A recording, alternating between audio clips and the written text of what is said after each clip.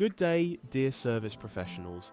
In this video, we'll show you how to replace the heating element block of a TEKNIX electric boiler. Make sure to switch off the power supply and drain the water from the boiler before starting maintenance. First, we need to remove the front panel of the boiler.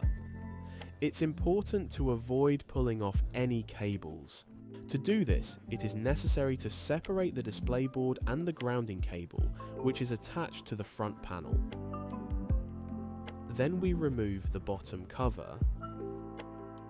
We've got free access to the heating element block. The next step is to label the power wires that go to each of the heating element's contacts.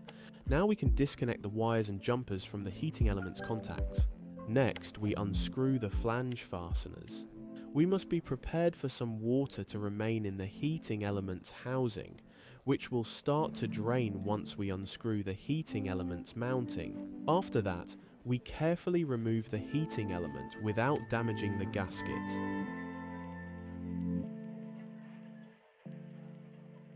The heating element is removed. We're inspecting the inside of the flask.